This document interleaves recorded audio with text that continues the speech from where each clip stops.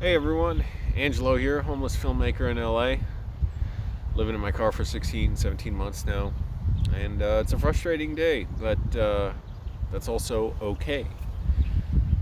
Alright, I'll take all this off. I've been editing my documentary about being homeless for several days now.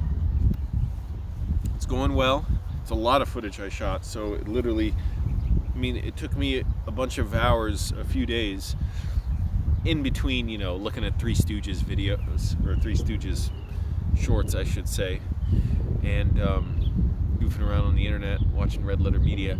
But I had a bunch of footage, so I finally made my first pass through all of it to cut it down to over half its original length, or under half its original length. And today I decided I just wanted to be outside.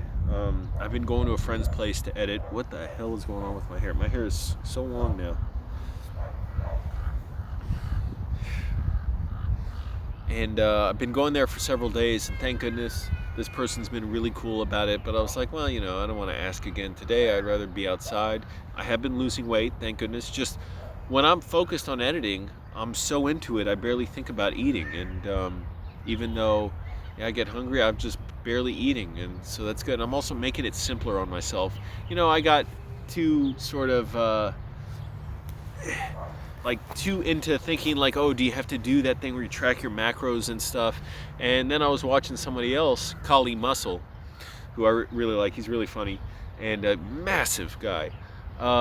He's like, you don't overthink of it. And he was making fun of it. Oh, track my macros. So I need 3 grams of protein for every pound of muscle in my body. He's like, man, don't make it too complicated. And then he listed his diet, and it was basically what I used to eat. There's nothing but, except I would add vegetables in there too. But he said he would eat either oatmeal in the morning, eggs, chicken, rice, potatoes, and fish. And that's basically it. And so I would add, I didn't eat potatoes so much, but I would have vegetables, bell peppers. And I was like, oh yeah, keep it simple. Knock out all those protein bars. If I'm hungry, better not to eat than eat one of those processed pieces of shit. Who knows the damage they've done to my body. So that's what I'm trying to do. In the mornings, I'll just go to Jack in the Box and get a chicken teriyaki bowl. Because thank goodness that's pretty clean eating. I know they got the sauce on there. It's a bunch of crap ingredients, but it's rice, broccoli, carrot, shavings, and chicken. And I'll have that after I work out. So I'm just trying to keep it simple. I get oatmeal. I eat oatmeal usually first, and then I'll have that. And I have these keto, the things I do sort of that aren't like clean eating, is these keto shakes I get from the food bank that are like meal replacements, and kind bars. And so, but I'll just spread out my meals and limit. So the last 2 days I've been losing weight. That's good. But it is frustrating today. I was thinking, man, I was just so fed up being in my car. I was like, what am I going to do? I'm still in my dissociative disorder. I can barely see the screen, but it looks like I have the haircut of a 5-year-old or something right now. That's better. Now I look like ridiculous. And one thing I have been really glad to see is Alex Proyas, one of my favorite directors. I was a fan of his since I was a teenager. He's got a YouTube channel now. Go check him out, Mystery Clock Productions. And he, or is it Mystery Clock Cinema? His YouTube channel name, I forget. But he's been doing live streams and answering questions, and he's answered some of mine, and it's really cool. And he gave me a big shout out. That was cool. But he's been doing live streams on, how do we keep the film industry going somehow? Not that it's the most important thing out there or anything, but it's what he knows. It's what we know. This is I don't know how you keep and I'm just paraphrasing him. He's like, I don't know how you keep the restaurant industry going, what their needs are right now. All I know is film. And it's just chaos in the country, the way the government's trying to treat this. I won't even get into all that now, other than it's possibly the worst possible mixture of malice, greed, and then the no opposition party, really. The Democrats are just laying over for anything Trump wants. I'll leave my hair like that. What the hell? And I look like a sci-fi anime character or something. No, I'm not gonna do that.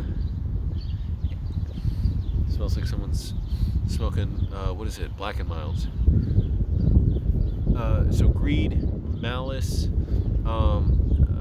no opposition party that just gives them what I want, and then people who want, who mean well, who actually want to do good and to help people who are powerless, who have very little power, and we just got to rely on each other. And it was interesting. Alex was saying last night on a live stream,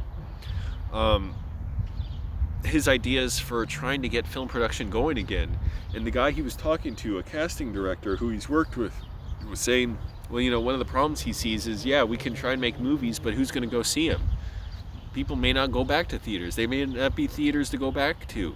AMC Theaters in America has already filed for bankruptcy. That's one of the biggest theater chains in the country. I don't know how smaller chains are surviving this. I mean, my goodness, some of my favorite movie theaters, like back in Virginia, the Arlington Cinema and Draft House, the Cinema Arts in Fairfax. Cinema Arts was just one theater. The Arlington Cinema Draft House was just one theater. Now that was a little different, second-run theater. The Shirlington, I think it was Lowe's Shirlington in Arlington, that was a great place where I saw Mother, I saw The Wrestler, I saw, oh, interesting, I named 2 Aronofsky movies without thinking about it. I saw First Reformed. That was a place where they played a lot of foreign films, independent films. Oh, I saw back in 2005. This is really interesting. Or maybe it was 2004. I remember my dad dropping me off there to see, what was that, Jean-Pierre Jeunet movie with Audrey Tautou. Not Emily, but one after that. The engagement, something, the final engagement, or the long engagement. I think about a woman whose fiance was thought to be dead in World War I in France, and her search to find him. Very powerful story. Great movie. Now that, again, that's an AMC theater, but all these great experiences, will they be around? What? Okay, I gotta wear my hat. It's like I got a little fake mohawk or something. Faux hawk. Who will go to theaters and who will trust them to be safe? I wouldn't. I know they're trying to open, the governor of Georgia is trying to open up the state again, very foolishly. It's a mess, and this is the result of decades, if not centuries, of anti-science, this conservative evangelical movement, mixed in with other right-wing groups, not just evangelical Christians, who vehemently oppose science. They oppose evolutionary theory. I don't know, I won't get into it, but a bunch of ideas about basically this fake individualism, which is really just grind out the poor to benefit the rich. And Alex was saying ideas he had, like, test the film crews and actors before they go to set and have them only in certain spaces for like 15 minutes at a time. But even then, I don't know his whole plan, but I don't even know how that could work, because I wouldn't feel safe necessarily. And also, at least that's for Australia, where Alex is. In America, we can't get testing kits that easily, and the tests take a while to get back. So even if you got tested, you would, I don't know how to do it. You would need to be like retested when you start the film, and then when you get the test results back, if anyone's infected, cancel it or something. It's just, I don't know how you would do it, because we can't seem to get quick tests here when we can't get nearly enough out to everybody. Well, we could. The president's administration doesn't want to. And he talked about the idea of virtual sets, which that is very cool and definitely would be great. The idea that you can, it's almost like TV studios where, and like when I was at Public Access, you're in a control room, the actors are in a different room, the studio, and you have a camera there, and the camera you could have sort of remote controlled, or computer controlled, and you would just be on an intercom, and you would give them direction. You're watching on your monitor, and you tell them cut, then you say, let's do it again or whatever. And if you have a virtual environment, you could move the camera anywhere in post, like if you have multiple cameras around them. Maybe that stuff should have developed, and I kind of hope it does, even though I like physical locations and all that. If it's impractical, and I don't know how they'll do hair and makeup. I mean, what are people going to do? The actors will have to learn how to do their own hair and makeup, which is not always possible, obviously.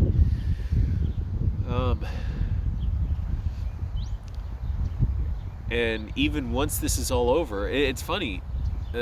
Nothing's being made now, basically. Yeah, I've seen even on Craigslist some posts for shoots and stuff, but I'm not really trying to get involved. And also, you got to reply really quickly to get on board. And again, I don't know how I can be safe on them. I don't know how I can keep other people safe, because people get sloppy on set. They get tired. You're there 12-hour days. I've been on plenty of sets where people try and sleep anywhere they can. And again, people get sloppy. They start setting stuff down too hard. They start putting stuff where it's not supposed to go, because you're supposed to be very rigid about what department has what area. And it's like, oh, screw it, put my water bottle down there, put my jacket there, And how do you keep people, from being infected with this highly infectious disease?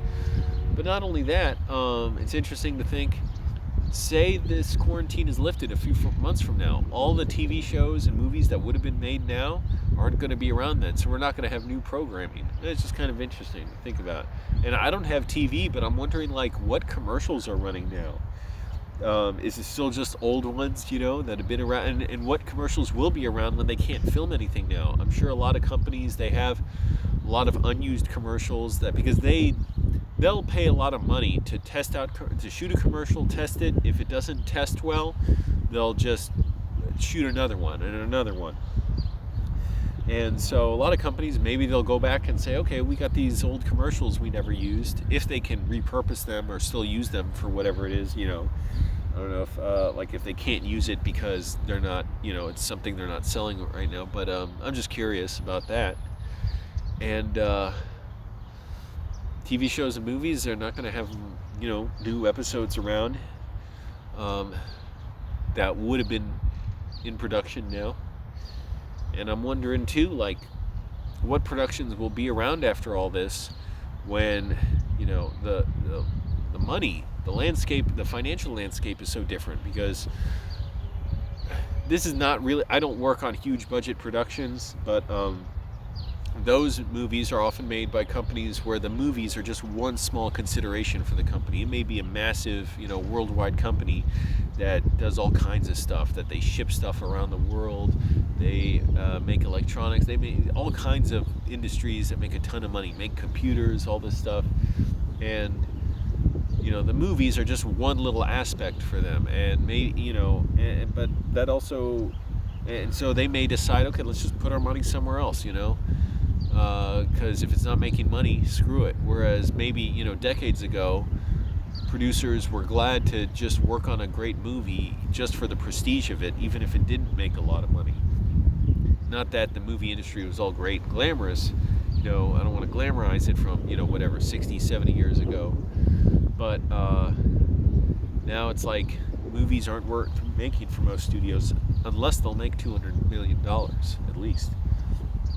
They're not interested in a movie that makes $60 million. And as far as the type of productions I work on, I don't really, I don't ask, how they get funded or whatever, but and a lot of times it's, from the people making them, their own money. But they also, find producers, funders, and I'm wondering what they're going to do with their money. If they're going to, a lot of them will just decide, oh, let's just take our money somewhere else, or change. Yeah, I mean, that's a simple way of putting it. But yeah, change what we want to do business in. Or if the money, I don't know how some of this money is raised, if it'll even be around. If we'll go back and try and make some movie and the producer will say, actually, sorry, I can't do it now. Like this, the pandemic cleaned me out. Something along those lines. I don't know. And I was frustrated today because I'm not inside. I'm not working on my documentary about being homeless, which is coming along well. And also, the bathrooms are getting more and more limited what I can use. Somebody shit all over the floor in the park bathroom and they locked it up. The food bank, somebody must have, they said somebody clogged up the sewer system with how they use the bathroom. So I don't know if they're flushing something down there or they didn't flush. But now you have to ask for a key to use the bathroom, and I don't want to. I can do it. I'm sure they wouldn't mind. They understand. But it's like it's getting limited what bathrooms I can use now. So it was a frustrating day, and I was trying to think what to write, what to film, and I'm just trying to walk around, lose weight. It's a little harder to lose weight when I'm out and in the heat because when I'm stressed, I want to eat a little more at least. All I had was some rice with cranberries today and those little hummus chips, like in the little plastic cups with hummus. I mean the like pita chips, whatever. They're more like pretzel chips. So I'm trying to walk around. Whenever I feel down, just exercise. Do something. I did like 140 push-ups this morning. My push-ups are getting a lot better. So I can do like 150 in like 10 or 11 sets. Whereas before in 10 sets, I could only do maybe 90 or 100. And again, just keep exercising, keep moving, doing stuff. Because otherwise I get really miserable. So now I'm going to go back to walking around, trying to exercise more.